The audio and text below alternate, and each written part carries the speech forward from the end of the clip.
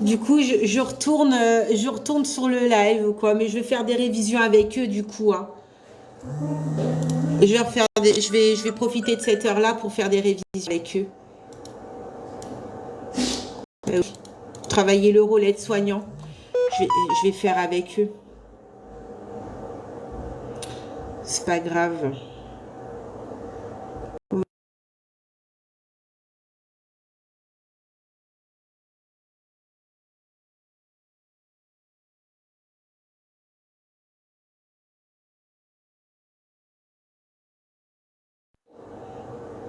Je suis de retour, le rendez-vous vient d'être annulé, il y a eu un imprévu, donc je vais faire un live de révision avec vous. Voilà, j'ai été connectée tout à l'heure, il n'y a même pas 2 secondes, j'étais en live, mais j'avais un rendez-vous de révision avec une élève, sauf que cette élève a un imprévu. Donc du coup, je vais utiliser cette heure-là pour vous faire réviser. Voilà. Ah, je suis contente, beauté cosmétique. Comment vas-tu? Bon, ben, je suis de retour. Coucou Mariama, je suis de retour, tu vois. Rendez-vous annulé, donc je fais la révision avec vous. Youpi! Mais c'est tout le temps comme ça. Quand je me connecte sur YouTube, il y a toujours un truc. Il y a un truc. Là, on va faire module 3, on va faire le rôle aide-soignant. Allez-y, partagez, tapotez, on commence parce que du coup, là, 20h, j'ai un autre rendez-vous. Comme ça, on a 1 heure de temps pour travailler. On va utiliser l'heure de la collègue qui peut pas ce soir pour travailler ensemble du coup. Voilà. Mais en même temps, j'étais bien avec vous tout à l'heure aussi. Hein. Vous étiez mignons. Hein.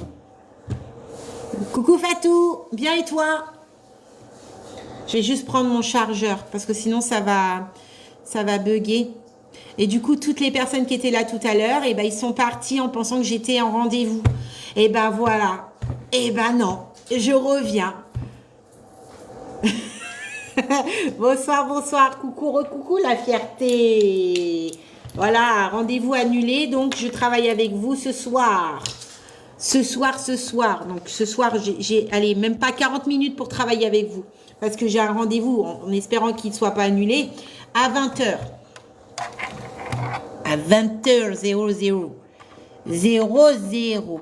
Ah Nini, tu peux m'aider à mettre le câble du chargeur sur le... Ah, t'as cramé une crêpe? Ça sent... Non, c'est pas ça, C'est pas ça. Ça sent... Non, c'est pas grave. Ça sent quelque chose... Pas. Cuit, bien cuit. bien cuit. Tu arrives? Merci. Merci.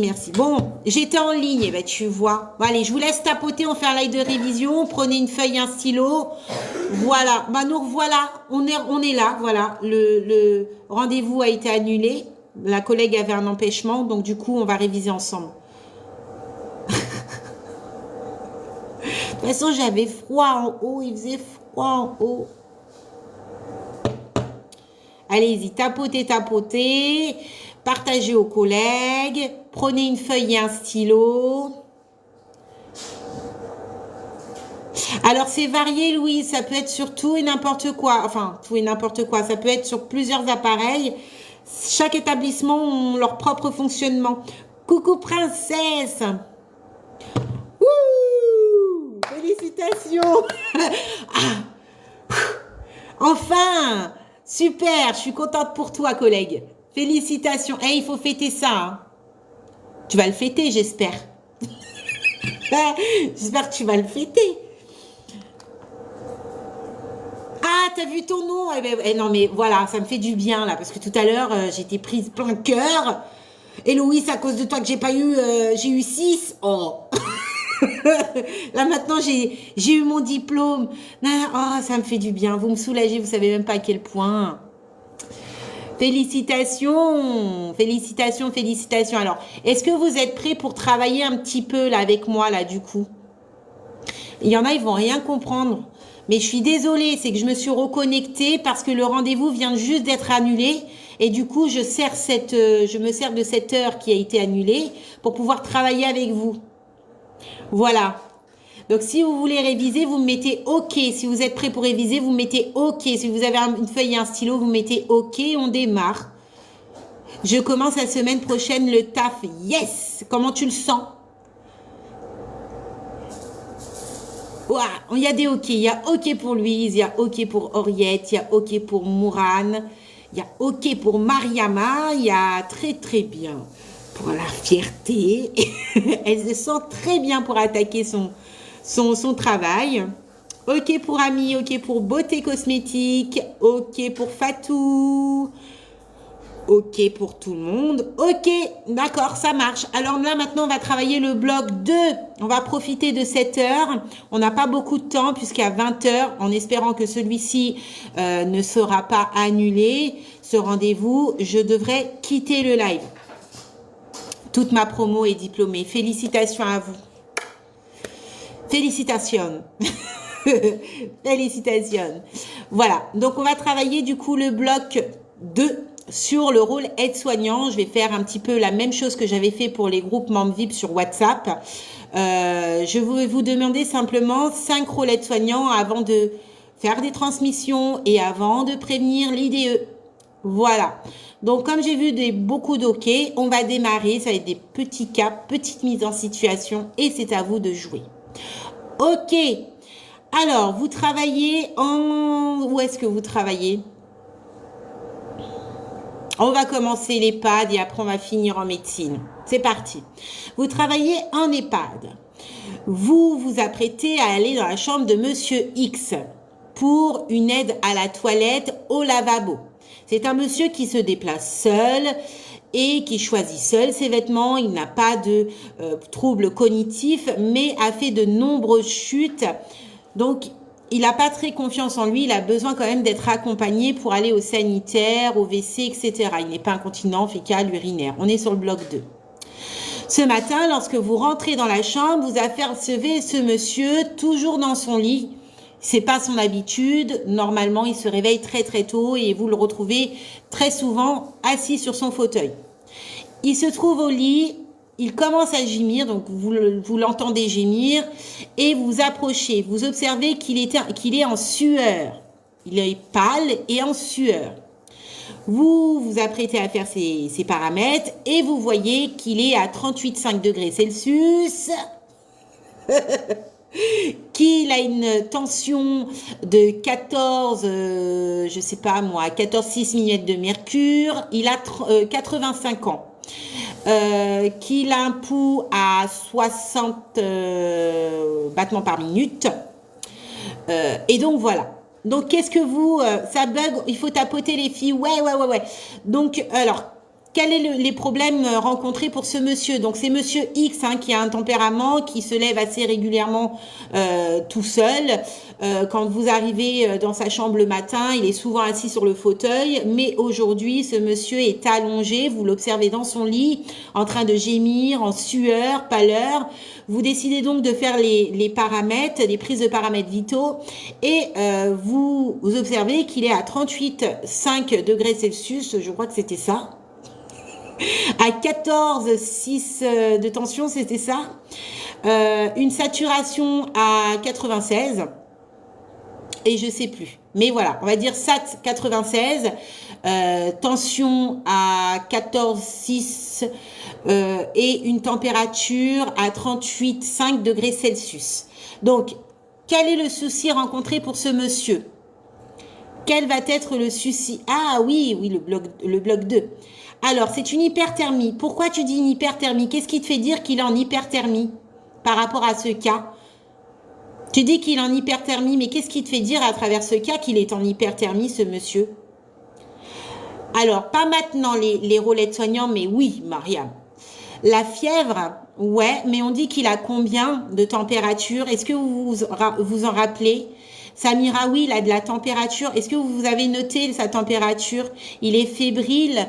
Ok, une hyperthermie à 38,5. Alors, est-ce qu'on dit juste 38,5? Quel va être... il manque un élément pour dire température. Il va manquer quelque chose. 38,5 quoi? Oui, donc il est en hyperthermie, il a 38,5, mais il manque un élément. Il manque une unité, il manque quelque chose. Ah, degrés Celsius, exactement, ça il faut pas l'oublier, c'est hyper important. 38,5 degrés Celsius, exactement, c'est super. Donc ce monsieur est en hyperthermie parce que vous avez pris les paramètres, mais il y a un autre indicateur physique qui vous dit qu'il pourrait être en hyperthermie, c'est lequel? Qu'est-ce que vous avez aussi observé quand vous êtes rentré dans la chambre? D'ailleurs, c'est grâce à ça que vous avez pris l'initiative de prendre ces paramètres. Ouais, exactement, c'est la sueur. Effectivement, la sueur. Ah, très bien, il est pâle et il est en sueur. Très, très bien. Donc voilà, là, on a plusieurs données dans le cas. Merci beaucoup pour le cœur, Soukaina. Alors oui, effectivement, vous avez observé qu'il était pâle. Oh, c'est mignon ça. Oh, en plein cœur. Vous avez observé qu'il était pâle, qu'il était en sueur. Oh, vous vous êtes dit, c'est pas normal. Pour être sûr, je vais prendre les constantes. Vous avez pris la température et vous êtes rendu compte qu'il était à 38,5 degrés Celsius. Ok, c'est les signes cliniques. Très bien, d'accord. Alors, on va mettre de côté la tension, on va mettre de côté la SAT. On va rester sur l'hyperthermie. Quels vont être les signes cliniques pour une personne souffrant d'hyperthermie? Quels vont être les signes cliniques pour une personne souffrant d'hyperthermie selon vous? Alors, donnez-moi au moins 5 signes cliniques. Une personne souffrant d'hyperthermie, quelle va être? Donc, la fatigue, comment on peut dire autrement? L'asthénie, la pâleur, oui. Il peut avoir froid, oui. La sueur, oui. Quels vont être les autres signes? Il va avoir froid, les céphalées, la sueur, les frissons, l'asthénie. Ouais. Ouais. Les tremblements, ça c'est bien, Jaina. Asthénie, pâleur, sueur. Oui. Merci beaucoup, Vanille. La déshydratation. Pourquoi la déshydratation? Pourquoi on dit déshydratation? Qu'est-ce que ça a à voir avec l'hyperthermie, la déshydratation? Rougeur, fatigue, frisson, pâleur, tremblement. Bravo. Pas cohérent, oui. Une forte température aussi peut amener dans un état d'incohérence, oui. Les céphalées, la chaleur, la fatigue, l'asthénie, la bouche sèche, les douleurs. Donc, ok. Alors, j'ai pu relever le nom, excusez-moi. Merci beaucoup, Mariam, pour ton soutien. J'ai pas relevé le nom. Il y avait une personne, elle avait parlé de déshydratation. Alors, ça va être une déshydratation. Voilà, ça va pas être un signe, mais la sécheresse buccale. Mais moi, je voulais savoir, oui, c'était Vanille. Elle a parlé de déshydratation. Pourquoi on parle de déshydratation quand une personne est en hyperthermie? Qu'est-ce que ça a à voir avec l'hyperthermie, du coup, ça? Je suis à l'école d'aide-soignant. Bienvenue, Solange. Eh ben, tu es la bienvenue pour réviser. Oui, il peut être incohérent. Hein. Tout va dépendre de son état, hein, de la température. Ça peut amener une incohérence. Il transpire, la sensation de soif. Ouais. Bonjour, chers collègues, comment allez-vous? Bien, et toi, Fatia? Je commence la formation le 6 janvier. Bienvenue à toi, Dieu est grand. Alors oui, alors effectivement, le fait est qu'on parle de déshydratation, c'est un risque. Alors, c'est un risque, donc une personne en hyperthermie est à un risque de déshydratation. D'accord? Il élimine de l'eau, c'est la transpiration, tout ça, et donc il va en manquer. Donc il va falloir qu'il s'hydrate. Et là, on va utiliser ça pour les actions aides-soignants. D'accord? Donc, ouais, c'est super ce que vous dites, c'est super. Donc, sueur, pâleur, tremblement, frissonnement, sensation de froid, la bouche sèche, la langue. La langue aussi peut devenir pâle, blanche. Mais du coup, ça pourrait aussi être un signe de déshydratation également. Ok, très très bien. Alors, vous avez une personne qui est en hyperthermie. Ok, vous êtes aide-soignante. Avant d'appeler l'IDE, vous faites quoi? Alors attention, avant de me mettre transmission et j'appelle l'IDE, je veux au moins 5 actions. Hein. 5 actions aides-soignants. Vous faites quoi? Ah, Nana, coucou Anouche, comment vas-tu? Alors, je lui mets de l'eau à proximité. Oui, très bien. L'hydratation, on avait dit que c'est hyper important. Très, très bien. Je le rassure. Oui, je le propose de se découvrir. Super, Amy. Le découvrir. Paramètres vitaux. Je vérifie la température de la pièce. Super. Prise de la température. Alors, tu vas prendre la température. Tu as pris la température. Tu vas reprendre. Donc, prise de la température. Il manque juste un mot, régulière. Mais c'est bien. Découvrir le patient, proposer de l'eau, mettre des gants, un gant sur la tête. Alors oui, ça c'est les techniques anciennes, mais il y a aussi sur les pieds, en dessous des pieds. Hein, ça marche très bien pour baisser la température. Le découvrir, je lui donne à boire. Oui. Alors, l'allonger, allonger monsieur, le découvrir, paramètres vitaux, lui faire boire, super, ça c'est super, ça m'ira la sonnette, le rafraîchir, mettre des gants froids pour baisser la température, aérer la pièce. Pour une personne en hyperthermie, les actions aides-soignantes, aérer si possible la chambre, réévaluer la température, oui, aérer la pièce, évaluer la douleur. Hyperthermie il peut avoir quelque part des céphalées, hein, des douleurs, il peut être algique ce monsieur ou cette dame.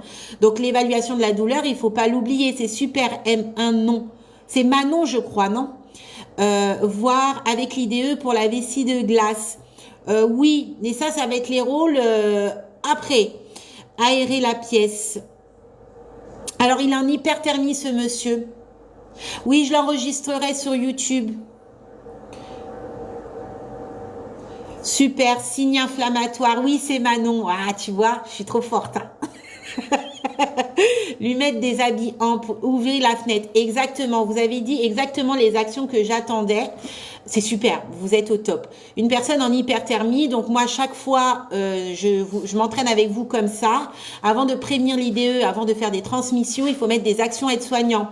Donc effectivement, je vais le rassurer, je vais évaluer la douleur, je vais prendre les prises des paramètres vitaux assez régulièrement, je vais veiller à ce que celui-ci ait de quoi boire parce que l'hydratation, eh bien, atténue, donc enlève le risque de déshydratation, mais également fait baisser la température. Ça, c'est hyper important. Le découvrir, température haute, il faut le découvrir, aérer la pièce, c'est hyper important. Je vais avoir une surveillance plus. Souvent, dans les examens, vous mettez surveillance et puis vous mettez 2+, voire 3+, juste à côté. D'accord? Alors, vous pouvez le rafraîchir, oui. Vérifier l'état cutané. Alors, pourquoi tu vérifies l'état cutané, Manon? C'est très bien. Pourquoi tu vérifies l'état cutané? Je vérifie la température de la pièce aussi. Je sais plus c'est qui l'avait dit, mais c'est super ça aussi. Hein. Ça passait vite les messages. On peut le questionner, oui, parce que la température peut être aussi de plein d'autres choses. Hein. D'une infection. Bravo. La température, c'est quoi? C'est un phénomène quoi en fait? Pourquoi les gens, ils ont de la température? Qu'est-ce qui se passe dans notre corps? C'est bien, c'est s'il y a une infection quelque part, s'il est pas cyanosé, alors on va regarder hein, vraiment l'état cutané, ça va être vraiment un indicateur, mais on va aussi lui poser des questions parce que la température peut être un signe d'infection.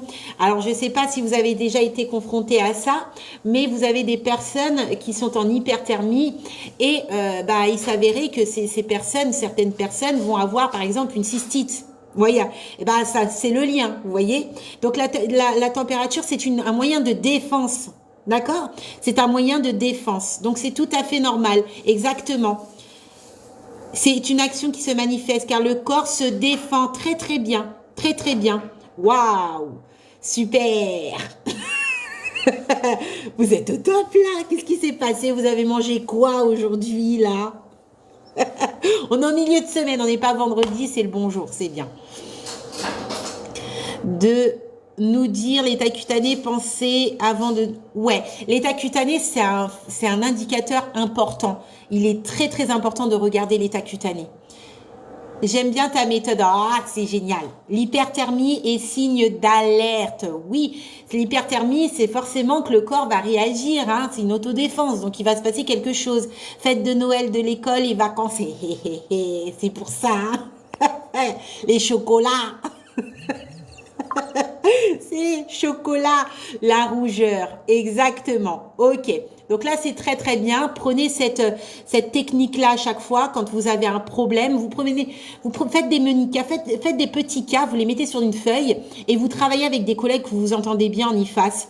Et chacune le matin prend un mini-cas, pioche un mini-cas et en fonction de ce mini-cas, elle va devoir mettre les 5 signes par rapport à la problématique et synchro l'aide-soignant avant de prévenir l'IDE et faire des transmissions.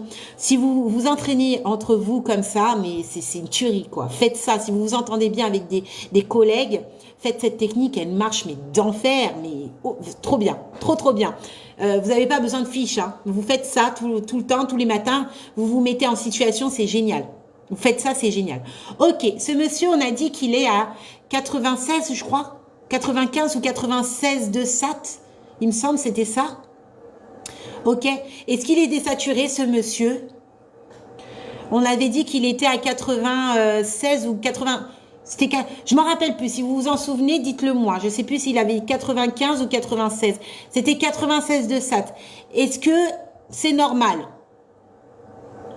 96 de SAT, est-ce que c'est normal? Est-ce qu'il est dans les normes? Ah, on me dit non, on me dit oui. Alors, est-ce que c'est non, est-ce que c'est oui? Ah, ok. Donc maintenant, je vais vous poser une autre question. Quelles sont les normes? Quelles sont les normes concernant la SAT? Allez-y. Alors, on me dit 95 à 100%. Ouais, 95 à 100%, ouais, on est d'accord. Alors, tout va dépendre, attention, pathologie, hein. Vous savez, hein, ceux qui souffrent de BPCO ou autres, ils vont avoir une SAT qui vont être plus ou moins basse. Hein. La BPCO, de toute façon, atteindre 100%, il va ramer. Donc, il faut se fier à sa saturation de base, mais une personne, de toute façon, peu importe, adulte, enfant, personne âgée, on se fie à la norme qui est de 95 à 100%. Le mieux, c'est d'arriver vers les 100%. D'accord?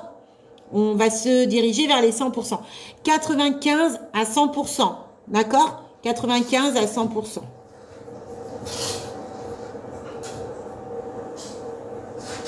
Exactement, ça va dépendre de la pathologie. Donc, faites super attention. C'est pour ça qu'il faut vous renseigner. Quand vous avez un cas, surtout dans le bloc 2, visualisez la pathologie. Visualisez. Merci beaucoup, Soukaina. Visualisez bien sa pathologie. Si elle a des pathologies respiratoires ou voilà, vous questionnez un peu. 15-50, félicitations, bijoux. Aïe, aïe, aïe. Oui, ses antécédents médicaux, vérifier. Alors, si vous ne connaissez pas ce patient, mais essayez d'être curieux, c'est hyper important. Certains vont dire, oui, mais on est aide-soignant, on n'a pas besoin de regarder les antécédents médicaux, on n'est pas médecin. Bah oui, mais tu vois, quand il se passe un truc comme ça, eh ben, au moins, tu as la réponse à ta question. Hein. Donc, c'est pour ça qu'il est hyper important, même en aide-soignant, de savoir les pathologies du patient, les antécédents médicaux. Voilà. Ok, donc voilà, donc ce monsieur là, il n'est pas désaturé, il est bien, ok. Là, ce qu'il y a, c'est, je me rappelle plus ce que je vous ai dit au niveau des paramètres pour la pression artérielle. Donc on avait dit qu'il avait 85 ans, je crois qu'il était à 14,6, c'était ça?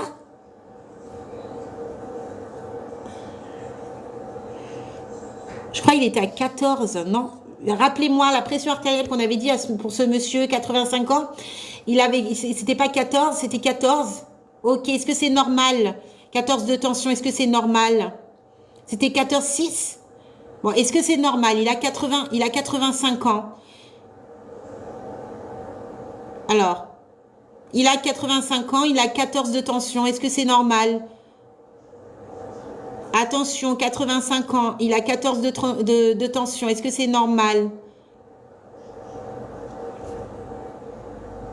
Ah, alors on est varié. Attention, vous avez adultes, enfants et personnes âgées. Attention à vos normes. 85 ans, il a 14 de tension. Est-ce que c'est normal?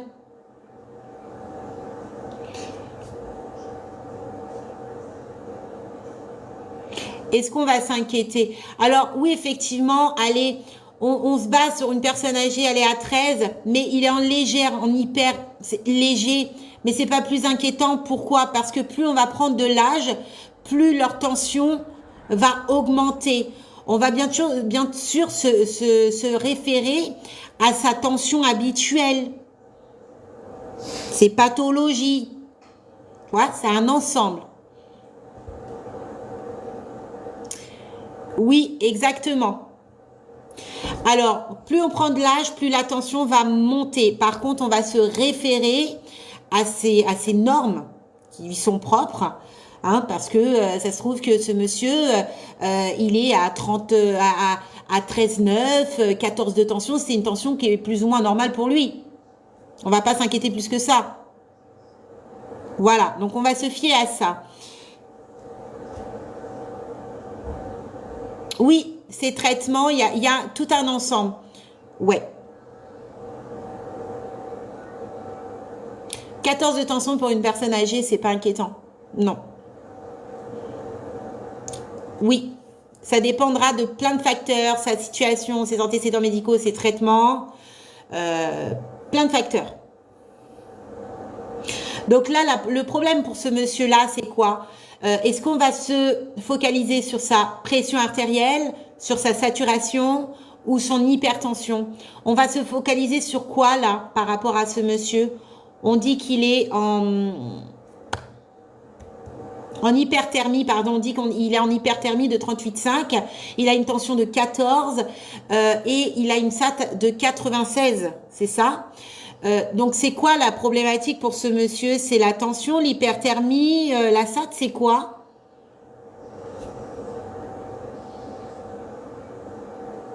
Ouais. Exactement. Là, du coup, ça va être sa température. On est d'accord, on va se focaliser sur l'hyperthermie, mais on va pas négliger tout le reste. On va faire très attention, on va être très attentif sur tous les autres paramètres. Donc oui, effectivement, on va prendre régulièrement sa température, mais on va pas prendre que sa température régulièrement. On va prendre les autres paramètres. C'est hyper important, la pression artérielle du moins. C'est hyper important. Ok. Ok. Allez, on est en digestif parce que Léa, elle va aller en stage. Elle n'est pas avec nous aujourd'hui, je pense. Elle va aller en stage en viscéral. On avait travaillé déjà ça sur le live du groupe membre VIP. On va aller en digestif. Oh, on va aller en chirurgie viscérale. On va aller en chirurgie viscérale. Et aujourd'hui, aujourd'hui, il se trouve qu'il y a une opération qui va être programmée pour Madame X. Voilà, vous allez devoir vous occuper de son accueil en collaboration avec l'IDE. Ok. Donc, quelle opération on va lui donner à cette dame? Je réfléchis.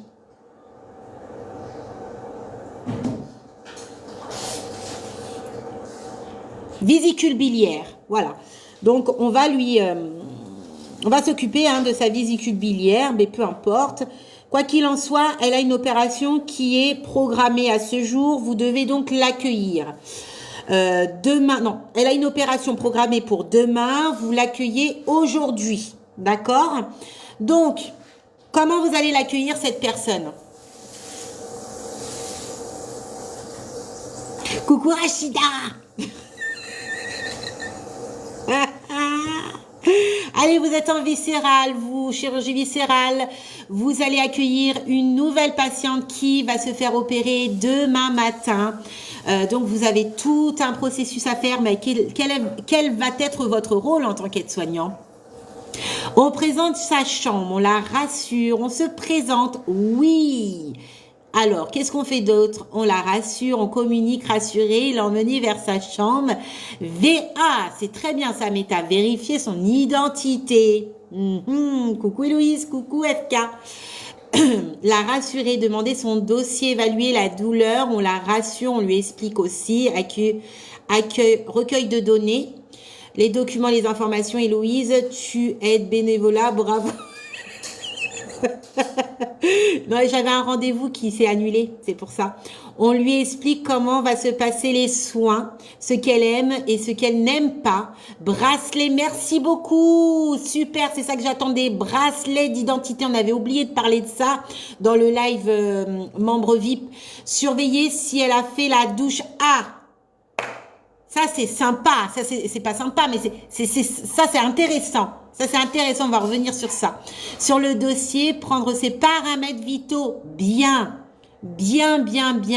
On lui explique pour le lendemain la douche à la bétadine. Demander son régime alimentaire. Stop au niveau des actions. On va rester bloqué sur le régime alimentaire. Stop. Attendez la question. On reste bloqué sur le régime alimentaire. Vous allez lui demander son régime alimentaire. Qu'est-ce que vous allez lui demander précisément par rapport à son régime alimentaire? Expliquez-moi. On reste bloqué sur le régime alimentaire. Vous allez donc lui questionner par rapport à son régime alimentaire. Vous allez vous informer. Les questions que vous allez lui poser.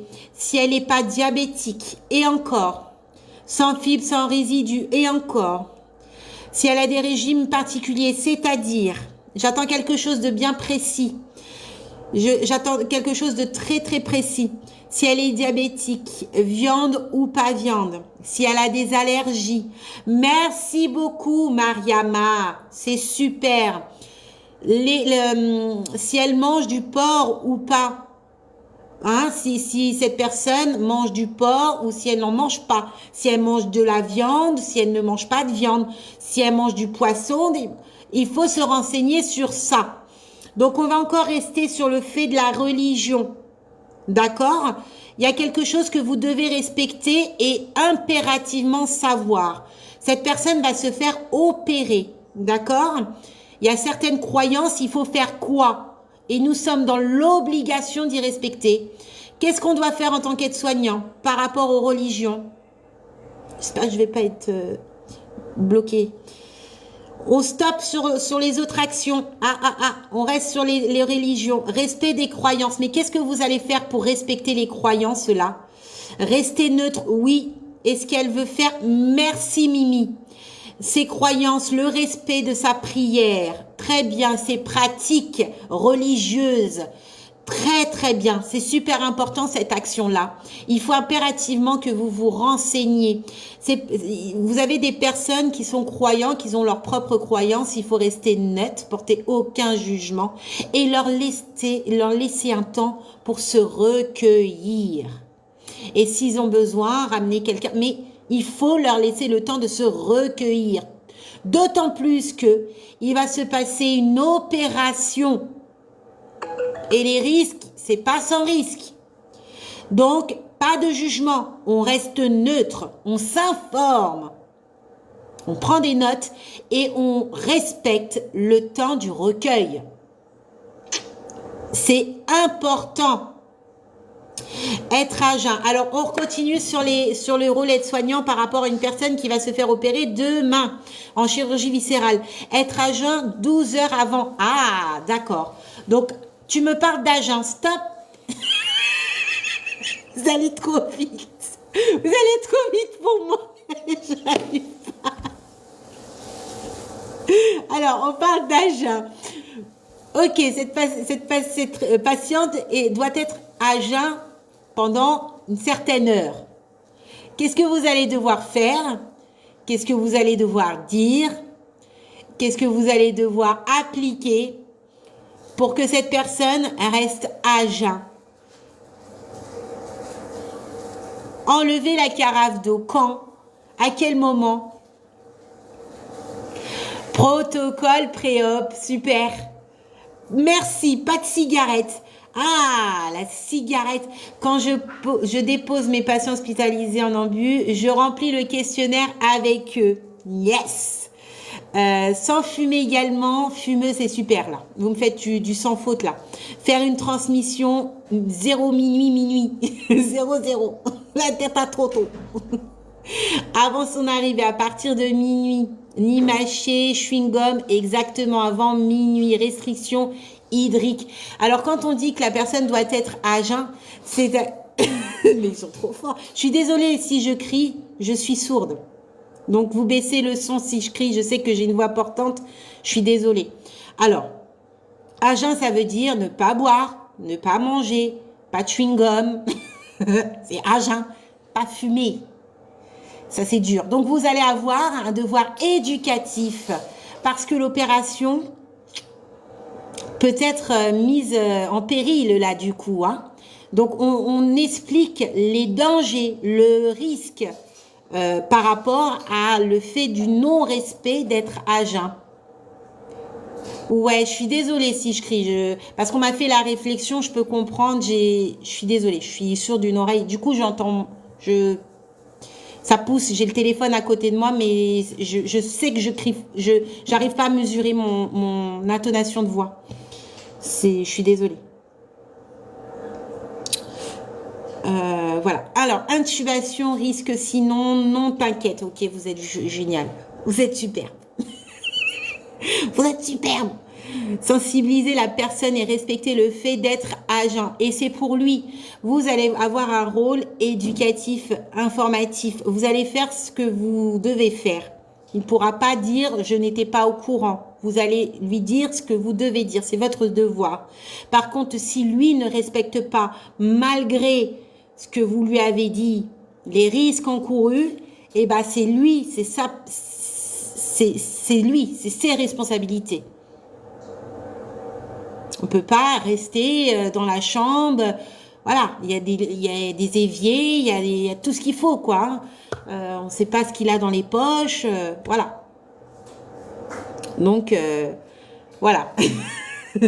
Super, vous êtes au top. Ok, donc tout à l'heure, on m'a parlé d'une douche à la bétadine. Alors, c'est quoi la bétadine? Qu'est-ce que c'est que la bétadine? T'as fait ton diplôme AS en 2008. Ah ouais. Hey, hey. C'est un antiseptique. Ok, alors pourquoi, avant l'opération, la veille de l'opération et le jour de l'opération, eh bien, on informe le patient à ce qu'il fasse une douche avec un antiseptique. Yes, 2 fois maman. Très bien. Pourquoi il doit faire sa douche avec une bétadine, la bétadine? Pour éviter les infections. Ah oui. Donc c'est exactement ça, appel. C'est qu'il faut qu'il soit le plus stérile possible pour le bloc opératoire. Il faut éliminer le maximum. On ne pourra pas tout éliminer, mais on va éliminer le maximum de risques infectieux. C'est hyper important. Donc, je sais plus, je crois que c'est maman, je sais pas, il y avait marqué maman. Elle disait le vernis, les bagues, les bijoux, faut enlever tout ça. Les bagues, les bijoux, tout ça, il faut enlever tout ça. D'accord? Mais il y a une autre chose qui est importante. Vous avez pas dit quelque chose, mais c'est hyper important. Alors parfois, la personne ne peut pas faire lui-même. On va lui proposer de le faire lui-même, hein, de préférence. Merci beaucoup, Raya. Coucou. Les appareils auditifs, pas de prothèse dentaire. Exactement, il faut vraiment... Ah, on est bon. Il y a quelque chose qu'il faut faire. Je l'ai vu là. Ah, voilà, ça j'aime beaucoup. On est bon ce soir. Exactement, il va falloir qu'il rase. Mais il va raser quoi? Qu'est-ce qu'il doit raser? Tout son corps? Il va falloir qu'il rase une partie. Mais quelle partie qu'il faut raser? Ben oui, le rasage quand même. Ah, il faut raser quoi? La barbe, le torse, faire les sourcils, en dessous les aisselles. Il faut laver quelle partie, quelle zone? Exactement, la zone partie opérée. D'accord? L'endroit de l'opération. C'est très, très bien.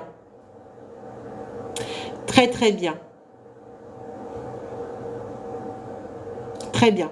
Vous êtes au top. Bah, au taquet, là. Oh, il faudrait faire un peu plus de live le jeudi ou le mercredi. Hein. Il faut pas faire le vendredi. C'est pas possible.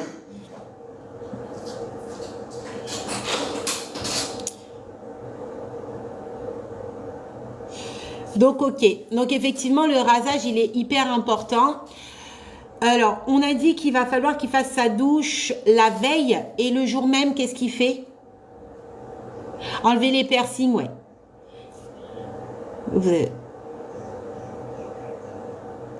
Ah, c'est bientôt les vacances. En plus, c'est les fêtes, là. Nouvel an. Ça va péter grave.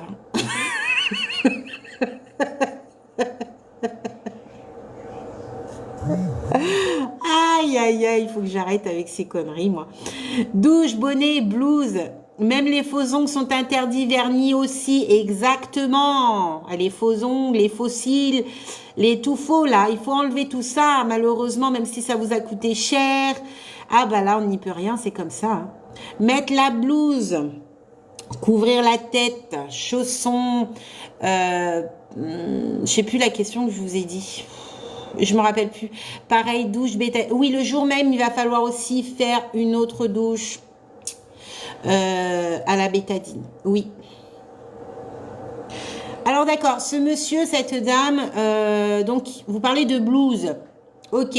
En dessous de sa blouse, il a ses vêtements. Qu'est-ce qu'il a?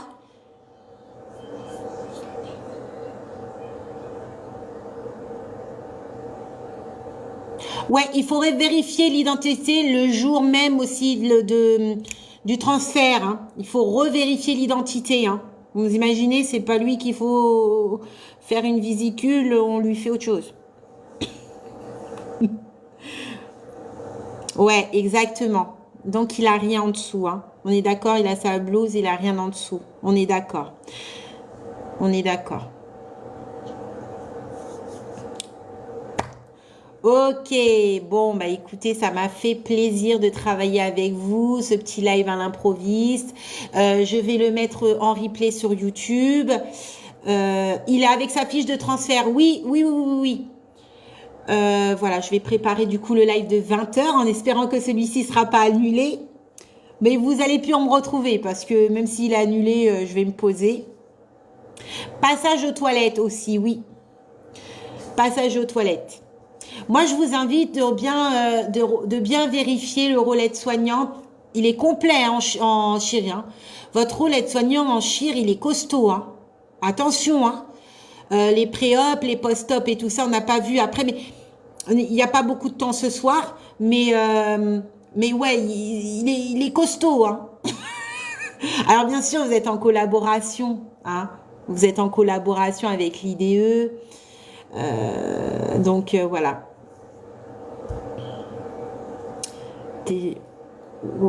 On est tous adorables. Franchement, moi, j'ai une bonne communauté. Vous êtes vraiment superbes dans la bienveillance et tout.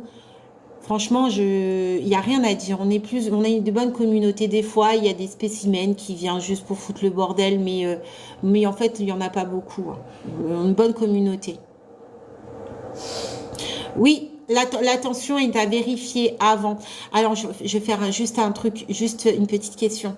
Donc, tu dis que tu prends les paramètres avant. Quand il vient du bloc opératoire, vous allez faire aussi les paramètres vitaux. Il va avoir quelque chose qui va se passer au niveau de sa température, certainement. Qu'est-ce qui risque de se passer par rapport à sa température ?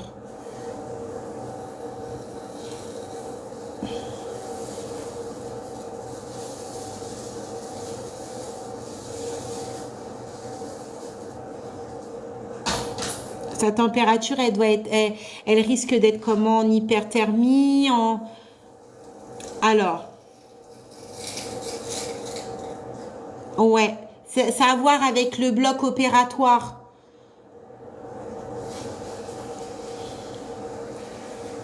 Exactement.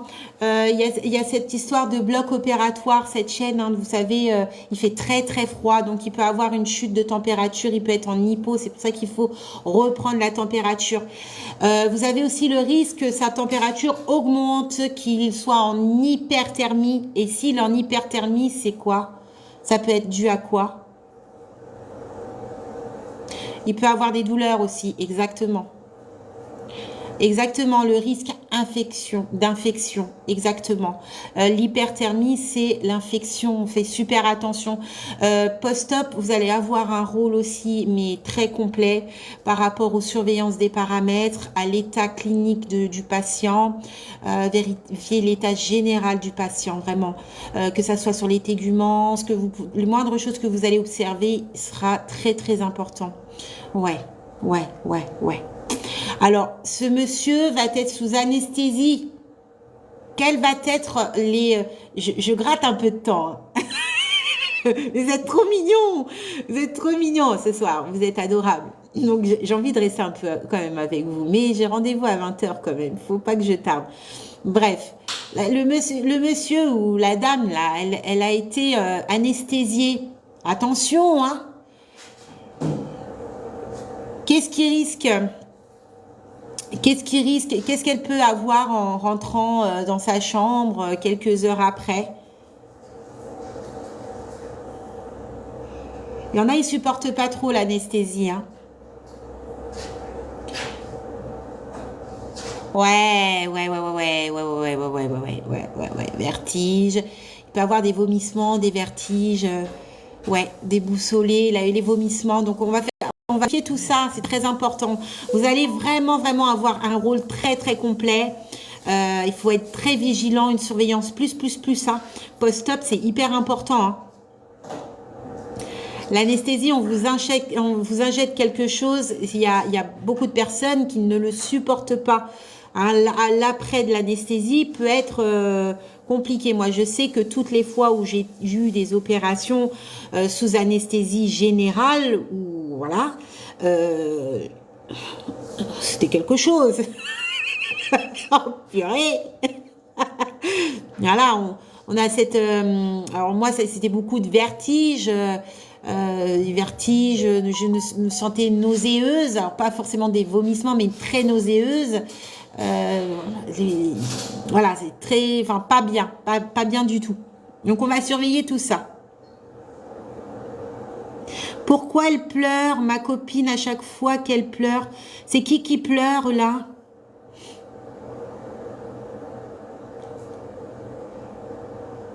Ah, j'ai loupé un message, je crois. Il y a quelqu'un qui pleure. Les hallucinations, mettre arrière. Faire attention à le après. Hein. De toute façon, vous avez tout un protocole. Hein. Franchement, si vous avez l'occasion, durant votre parcours professionnel, de faire aller quelques temps en chir, faites-le. C'est très, très formateur. C'est très formateur. Et l'évaluation de la douleur, je ne sais pas si on a dit ça. Les drains, oui.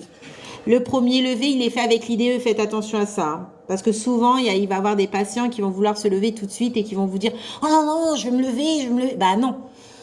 Attention à ça. Hein. Oui, les barrières, c'est une prescription. Coucou, je viens de remettre mon projet... Ah, c'est passé. Le tilt. Et kiné, oui. Le résultat est décembre 2024. On croise les doigts. La douleur, oui, la douleur, surveillée. Les sondes urinaires, ouais, vous avez une grosse surveillance à faire. Alors, admettons, cette patiente-là a eu... Qu'est-ce qu'on a eu?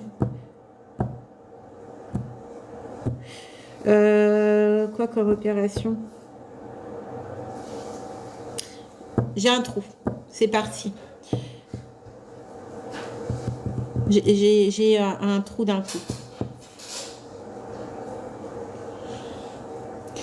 Oui, les perfusions. Alors, vous parlez de perfusion. Oui, c'est possible. Alors, c'est sûr. Cette personne va être perfusée, d'accord? Alors, qu'est-ce que vous allez avoir comme surveillance? Il est quelle heure? Qu'est-ce que vous allez avoir comme surveillance pour les perfusions? Bon, c'est la dernière, après je vous laisse. Concernant les perfusions, qu'est-ce que vous allez surveiller là? Par rapport aux perfusions. La personne est perfusée, d'accord? Pas coudé, risque d'infection, 6 coudées débit, point de ponction, waouh, super. L'altération de l'état cutané, le débit, tension, pas coudé, point de ponction, ouais. Ouais. Surveillez les drains de Rodon, ouais. L'état du pansement, si hématome, érythème, donc on va bien vérifier l'état cutané. Oui, tubulure ou les douleurs. Hein. Les signes cliniques d'infection, ouais. Ok, je vous souhaite de passer irritation, ouais. Je vous kiffe ce soir, hein. Mais je vous kiffe tout le temps, mais ce soir vous êtes particulièrement très très attachant. C'est dingue.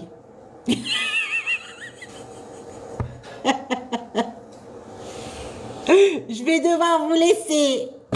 Bon, je vous fais de gros bisous. Force à vous. Le live, je le mets sur YouTube. Je n'ai plus de temps. Bonne soirée, bon appétit, reposez-vous bien, bonne fête si on se voit pas, mais je pense qu'on va se voir ce week-end. On se verra ce week-end. Et puis voilà, préparez-vous parce que je pense que je vais être au taquet aussi ce week-end. Je serai à la fois sur TikTok et à la fois sur YouTube. Allez, bienvenue, beauté cosmétique. Allez, bonne soirée. Cette fois-ci, c'est la bonne.